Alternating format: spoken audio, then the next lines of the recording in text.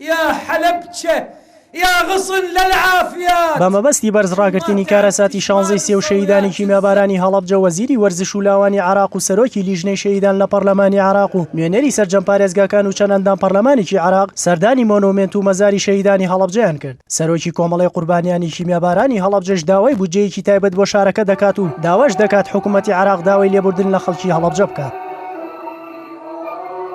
دیارە ئێمە پێش هەموو شتێک دەزانین ئەو تاوانەی کە کراوە لەلایەن حکوومەتی عراقیەوە کراوە بۆیە دەبێت ئێمە وەک کەسوکاری قوربانیەکان پێدا بگرین لەسەر ئەوەی کە حکوومەتی عراقی بە واقعی اعتزار بۆ ئەو تاوانە بهێنێتەوە هەرچەندە ئەم تاوانە ئەم حکوومەت ئەم هەیئەتی ئێستا ئەنجامی نەداوە بەڵام لە ڕووی قانونیەوە مادام میراتگیری حکوومەتی بەعسە چۆن ئامادەی قەرەبووی کوێت بکاتەوە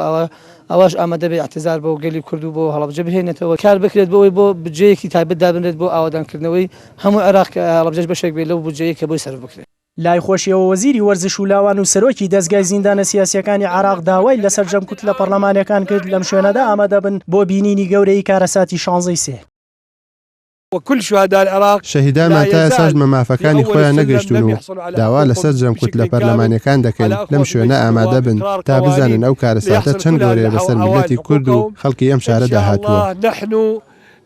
من هذا المكان بمأساتها هەر لە سەروبەندی سەردانەکەیاندا سەرۆکی لیژنەی شەیدان لە پەرلەمانی عراق تەمەنای ئەوەی کرد هەردوو حکوومەتی هەرێم و عێراق و پەرلەمانی کوردستان و عێراق کار بۆ ئەوە بکەن کە دۆسیی هەڵەبجە بکەنە دۆسیەکی جیهانی. جاءنا كتاب نامەیەکمان لە نووسنگەی بەڕێز سەرۆکوەزیرانەوە بۆ هاتووە کە دەبێت ماف بۆ ناوچە زیان لێکەوتوەکان بگێڕێتەوە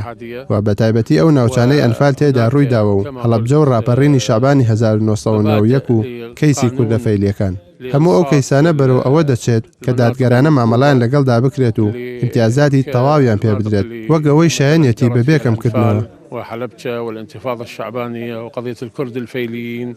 لە کاتی نزیکبوونەوەی یادی کارەساتی 16 و سەردانیکردنی وەفدێکی زۆری بیانی و عراقی بۆ هەڵەبجە دەسەڵاتدارانی ناوچەکە و حکوومەتی هەرێم بەبەڵێن و هاوکاریکردن لە هەوڵی بێندەنکردنی دەنگە ناڕازەیەکانی شارەکەدان.